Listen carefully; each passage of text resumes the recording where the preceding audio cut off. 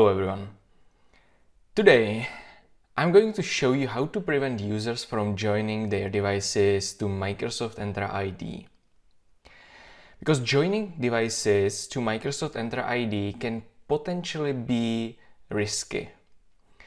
The reason is that when end users are able to join their devices to Microsoft Entra ID, so are the threat actors if the user identity is compromised. And that can be potentially risky because there might be some restrictions that allow access to corporate resources from compliant devices.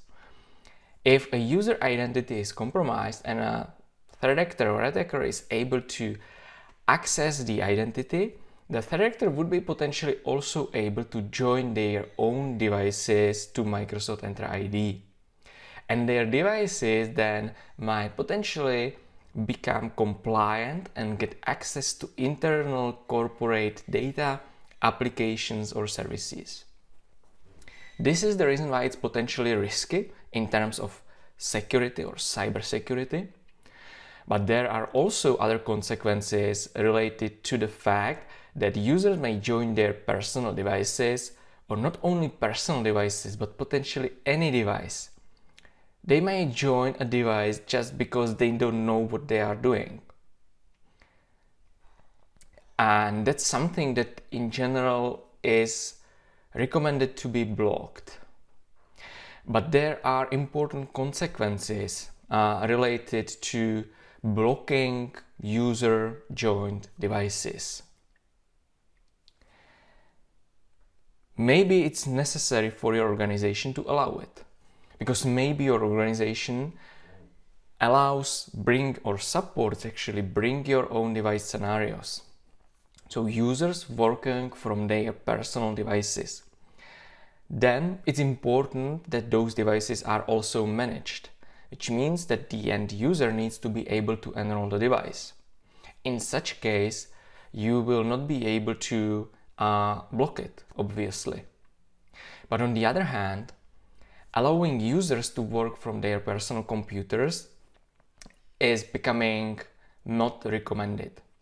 The reason for that is that your environment then becomes, there will be a lot of different devices joined to your environment, and it will be pretty complicated to manage such environment. Because many different devices, many different device vendors, many different, for instance, drivers, configurations of the devices. There might be devices that don't meet some requirements such as TPM version 2. There might be devices that don't have the enterprise edition of the operating system, and so on and so forth. So there are a lot of consequences when you allow bring your own device scenario. And it also makes it more complicated for your IT environment in terms of supporting the bring your own device scenario. Because when users are able to join and work from their personal devices, you need to also support that. You need to support the process of join the end user devices to Intune and Entra ID, but you also need to support the devices then. So when something is not working, you need to support that because the device is managed by the organization. The device is used for work. There are also consequences related to the restrictions that you can potentially apply to such devices that are personally owned but used for work. So for instance, there will be some basic requirements such as TPM chips, because TPM chips are then used to, for instance, encrypt the data drive or also protect the device through Windows Hello for Business and so on. And what if the device doesn't have a TPM chip? What if a user has some basic personal device that doesn't have a TPM chip? What you would do then? Or restrictions applied to the operating system itself. Such as that users cannot do something, but it's their personal computer and they want to do it in their personal time. There is no strict boundary between their personal part of the device and the work part of the device. So you need to somehow define what is still possible to require or block, but what's not, because it's a personal device. You can do whatever you want with your work devices. So that's the reason why it's recommended to probably get rid of bring your own device scenario completely, don't support it, and provide users with corporate devices that you fully manage and fully have under your control. But back to the question of how to prevent users from joining their devices to Microsoft Entra ID. There are two ways how you can block users from joining their devices to Microsoft Entra ID. One of the way is through Entra ID. So if you go to the Entra ID portal and then to devices and device settings, here you will find the first way how you can prevent users from joining their devices to Microsoft Entra ID. And it is this first setting that you see on the screen. At the moment, I allow all users to join devices to Microsoft Entra ID. You can change it to selected, which means that only selected user groups will be allowed to join devices to Microsoft Entra ID. So you can, for instance, allow only IT staff members to join devices to Microsoft Entra ID, but the rest of the population of your company will not be allowed to join devices to Microsoft Entra ID. Or you can change it to none, which obviously means that no one will be able to join or register devices to Microsoft Entra ID. But there are very important consequences related to restricting users from joining or registering devices Microsoft Entra ID. Because it blocks users from joining devices to Entra ID in the user context. And whatever scenario uses the user context join will be blocked in this example. That includes also autopilot. And that's very, very important. And many organizations are not aware of it, don't know about it. That if you block users joining devices to Microsoft Entra ID, it blocks also most of the autopilot enrollment scenarios. Because most of the autopilot enrollment scenarios actually work in the user context. So the join on the background is done in the user context, in the context of the user that is signing in for the first time on the computer and technically doing the enrollment of the device. And it's extremely, extremely important. There is only one scenario that would work, and that's the self-deployment mode for autopilot. But self-deployment autopilot mode is very rare. Most of the organizations use one of the autopilot enrollment options that is done on the background in the user context. And in this case, if you limit it or block it completely, end user device join, it would also block the autopilot enrollment. So the autopilot enrollment would simply fail. Users wouldn't be able to finish the first device setup during autopilot if the autopilot enrollment uses device join in the user context, which is most common case. So that's the reason why you need to be very, very careful. Device join in the system context will still be allowed. So the autopilot self-deployment mode will still work even if you block it here, and also Entra hybrid join will still work. So if you have devices that are joined to on-prem Active Directory and managed by on-prem Active Directory primarily, and you do Entra hybrid join on those devices, it will work even if you completely block it here. Because Entra ID hybrid join is done in the system context. That's the reason why it will work. Also, autopilot self-deployment mode is done in system context, so that will also work. But the most common autopilot enrollments are done in user context, and that will not work. So be very careful, test it carefully before you actually limit device join here from Microsoft Entra ID. The second way how you can prevent users from joining their devices to Microsoft Entra ID, or in this case it will be to Intune, is from the Intune portal. Because when we want to block users from joining their devices to Microsoft Entra ID, the reason usually is that the devices will not become managed, will not become compliant. That's usually the goal of preventing users from joining their devices to Microsoft Entra ID. So technically, we probably don't need to block users from joining devices to Entra ID. We actually want to block them from enrolling their device to Intune, so that the device will not become compliant, will not get the corporate policies, will not get the corporate applications applied. So technically, in most scenarios, it's good enough if we block it just in Microsoft Intune. If we want to block users joining their personal devices to Microsoft Intune, we can go to Devices, Enrollment, and we can configure via these device platform restrictions in the enrollment options part.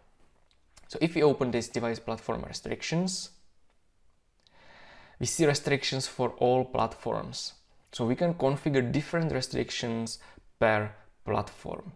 So for instance, for Windows, I can open my existing platform restriction policy, go to Properties, and here are the platform settings. So you can see that at the moment, I allow personally owned devices. I can go to Settings and simply block it.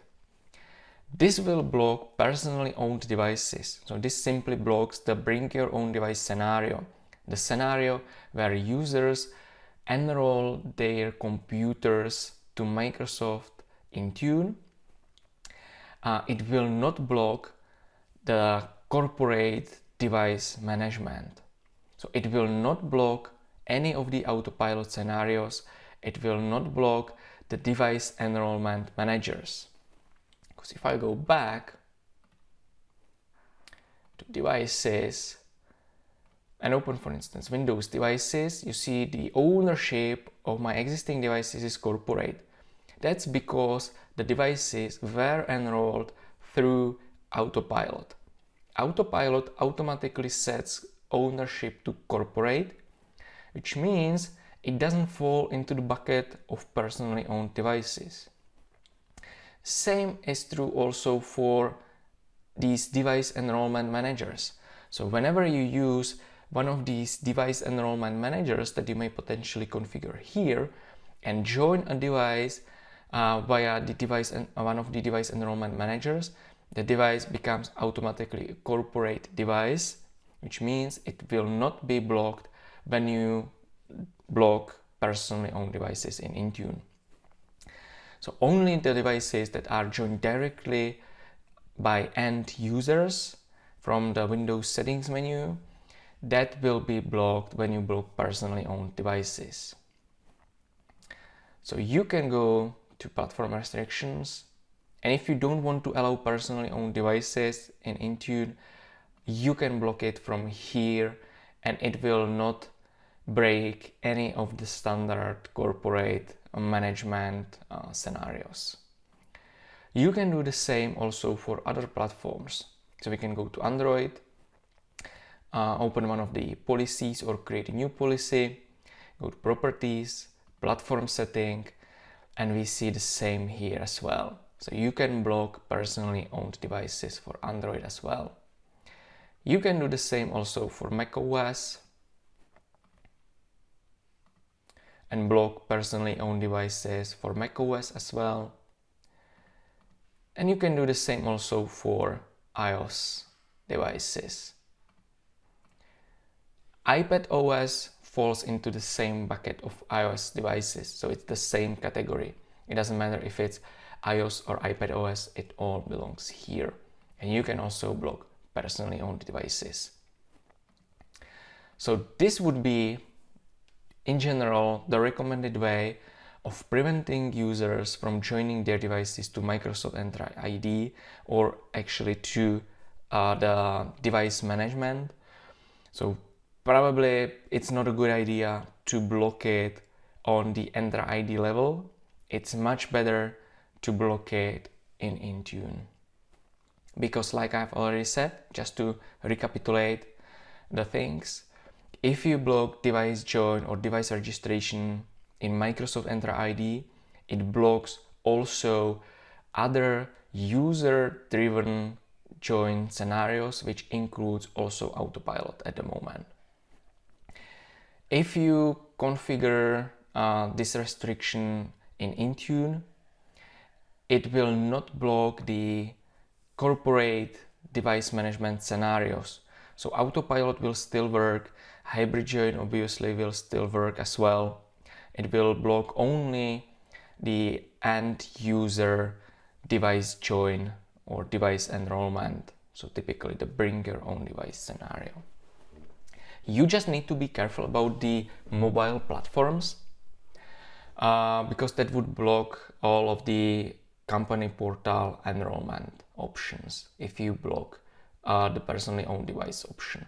Because if you do company portal enrollment, the device automatically is enrolled as a personally owned device. But it will work for supervised devices for Apple. So the devices that are joined either via the ADE mode or the Apple configurator. I talked about it in one of my previous videos.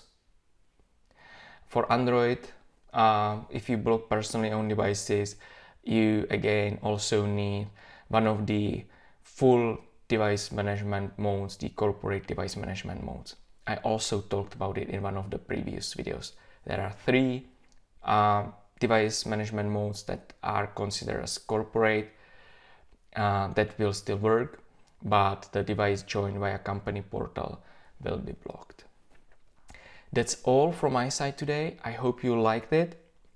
Thank you again for subscribing to these instructional videos. If you have any questions, feel free to contact me directly. Also, I have a weekly news that I publish on Spotify, YouTube, or also Apple Music or Apple Podcasts. Definitely recommend you to subscribing to that. It's free of charge, so you can tune in on Spotify, Apple Music / Apple Podcasts or YouTube, whatever platform you prefer. I public over the weekend, every weekend I public news from the world of IT and cybersecurity. It's a typically short podcast, usually 10 minutes long, so it doesn't take much of your time. And I summarize everything that happened in the past week in the world of IT and cybersecurity. And that's definitely all from my side for today. Thanks for watching again, and see you next time.